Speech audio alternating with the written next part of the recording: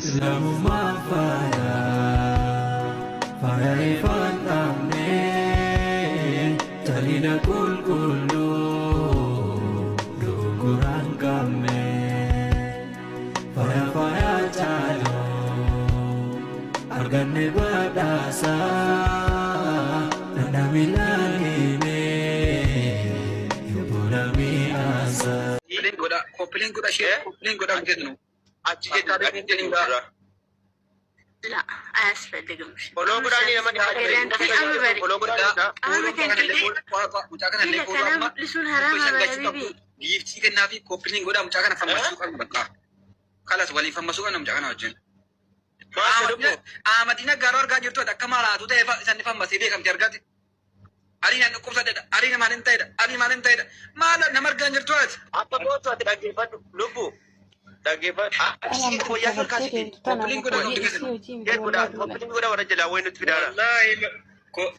Moodilii ati qabdu lubbu dhaggeeffatu. Nama miidiyaa kana wallahi dhugumanitti mamujatti kana ofirratti afurattu. Nama miidiyaa kana moodilii ati qabdu kana wallahi osoo waan goote godhee beekamtii argatteet nama miidiyaa kana kana hunda akkana rarraaftala. Akkana dawwarta akka marawaatti miidiyaa kana wallahi kasamaan billaa dhuguma sitti maal. Akkana beeyinaan jettanii sinii amma qoy maal beellis. Atiin kulla roormaanii nutti ta'uu didden. Wallahi warabbalika roormaanii sagana ol bute asirraan. Kana ol bute roormaanii harma keetti kan. Harma kee sana shakkeen. Lanni summaa inni. Akka kana miti. Kun immoo. Inni summaa inni yaa'e. Abdi koy.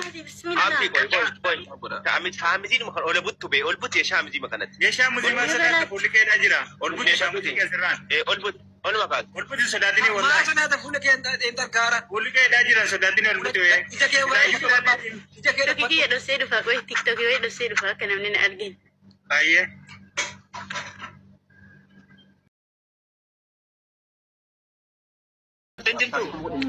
Ani yoo matakka uffanne warabbalikaaf. Booda akkam ta'e jedhamtu. ما سلا سوق الساسي تاتو. Oltasaabi gasootsaabi fi oltasaabi wayii. Oltasaabi koyami achi deebii lubbu akkas deebii achi deebii irraa ol fuudhi gaasane irraa ol fuudhi oluma fuudhi sodaatini maa eenyu jira oluma maa sodaataat mindin nama sodaataat. Abtaa godha gaayis kooppileen. Ati fakkeenyaa wayyaan dheeraa kana malee qabdu wayyuma gabaabaa. Koy dhiisi abdi koy abdi ataa wayyaa tashi. abdi uffanni sirriidha abdi uffanni sirriidha koy. Akka gootu wayyaa isa dheeraa sana hin jibbiyan isa dheeraa sana irraa ol qabdi. Koy mooni gashira maal gamme koy harmi kee korormaaniidha harmi kee korormaaniidha. Kooppileen godhaa warra jala jirtan. Kooppileen bishaniin gaafa. Harma kana Inni siin jedhee mi oluma qabu. harma kee keessa waa jira lamma gara fuuldura iyyuu harma kee kana keessa waa jira. Roormaaniin harma keetti waan jiru. Ajab dubbiin bara kana ajab wallahi namni akka kiyya viidiyoo kana laaltanii dubartii ta'uuf jibbitan jirtu yaa rabbii zabana akkam keessa jirra zabana salphina macarrashaadha jechuudha.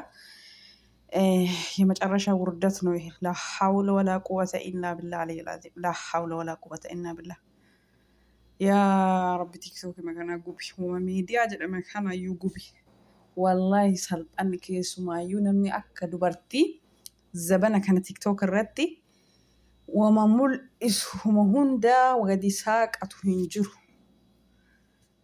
ላ ሐውለ ወላ ቁወተ ኢላ ቢላህ አለይሂ العظيم ላ ሐውለ ወላ ቁወተ ኢላ ቢላህ sila kanama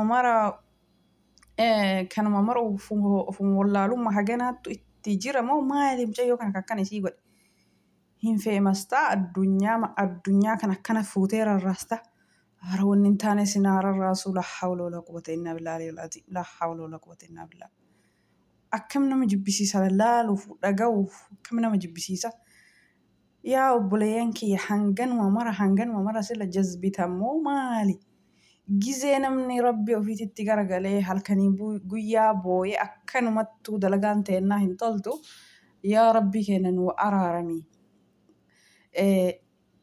hojii waan nuti oolu, waan nu dubbannu, waan nu hojjannu keessatti nu tiisi, waan gaarii nu dubbisi, waan gaarii nu hojjechiisi, bakka hin taane nun oolchini jedhee gisee namni rabbii ofii halkanii guyyaa araarama kadhatu kana keessatti namni kanuu ga'u kanuu geenne yeroo ammaa kana osoo bakka guddaa yaadu, osoo waa baay'ee yaadu, meeqa kami ka har'a dhibamee boruu du'e dhageenya, meeqa kami ka osoo deemu har'a deemu boruu du'e dhageenya. Maalumatu kana nama godhee feemasa inshaallah feemasu miti miliyeena foolowarsii miliyeena yoo galte fudhattee asirraa deemuu edda sila namni maal ta'e yaa rabbi nu baasi yaa rabbi nu baasi.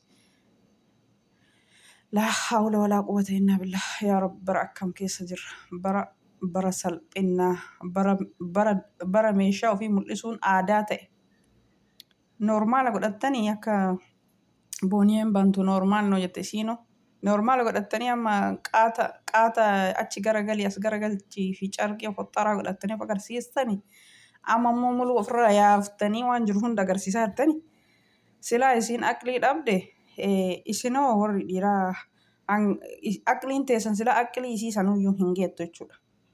Maali harmi kee normaalidha? Dabbaan kee normaalidha? Huccuu ofirraa yaasi kun hin taane ofirraa baasi isiin ofirraa yaafte akka jiru wanuma xiqqoo irra jira malee isiin ofirraa yaafte fixeerti taanillee xiqqoo jettee hin yaafti viidiyoo paartii itti aanu ni yaafti muluu isaatu gara kaaniin afaan hajjabatti kasilaa dhoysanuun dhoysine maal goota fuula dhoysita rabbiin fuula dhoyfadhaan jenne bar awwala satrul awraa eegasii fuula dhoyfatani bakka silaa dhoyfatanuu yaasaa irta maal goota shaarbin akkanatti afaanii funyaan hidhatta. Laa hawla walaa quwwata illaa billah. Silaa ganoo mara wallaalummaa nama jira gizee amma dhiirri birrii namarraa fudhatuu fi dubartii simmeetii keessa galchee akka isii meeshaa ofiitti agarsiistu godheetiniin irraa waraabee geessee eegasii birrii fidii yookaan meeshaa kan kee miidiyaarra baasa jedhee gizee dhiirri dubartii as caggaraa jiru dubartii meeqa himimmaan boo'ee birrii isii ji'aan akka gabbara akka gibiraatitti itti ergaa jira osoo gizee kana argu namni akkamitti miidiyaarra ba'e akkana of agarsiisa. Silaa mee tiktookii kiyya tokko deemee cufaa akka namni nan agarre. Namni akkasin agarre silaa hin goota rabbiin hoo akkam godhu edda jalaa baata. Nuhii miti mixiin gurraatti lafarra yaatu tun rabbiin jala bahuu hin dandeettu hojii isii keessatti jechuudha. Rabbiin jalaa hoo garam bahuu edda silaa ilma namaa jalaa hin dhokattaa rabbiin jalaa hoo garam baata. Tollullee bannullee akirri keenya galti keenya qabrima. Isinumatti abaasaa jira. Mee namni hundi isaatu ni arga viidiyoo kan kee kana. Akka namni agarre deemee viidiyoo akkas godhaa. Laa hollaa akkan agarre namni akka nama agarre goota bakka namni isin agarre jirtaa jechuudha. Hagana mara wallaalumti si jira moo sammuutu hin jirre. Isiniin isii jala teettanii akkana godhi jettan sun sammuun keessan wallaa sammuu isiin ga'a. Osoo obboleettii keessan taate hoo osoo haadha manaa keessan taate hoo haati manaa keessan akkana yoo taatiin feetan hin jaalattanii obboleettiin keessa yoo akkana taaten ni jaalattanii. Maaliif namni hanganuma kana hanga horii hanqate bara kana haywaana ta'ee namni bara akka haywaanatitti qaama qullaa yaa'uu malee humnafne. Carqii kana rabbiin akka nu qaama keenyan dhoyfannuuf akka nu sattarannuuf rabbiin akka nu ufannu taasise ani akka horii taanee carqii dhiifnee akkuma uumamnetti akka horiitti akka yaanu barbaadamu maaliin baay'ee tokko nama jibbisiisa.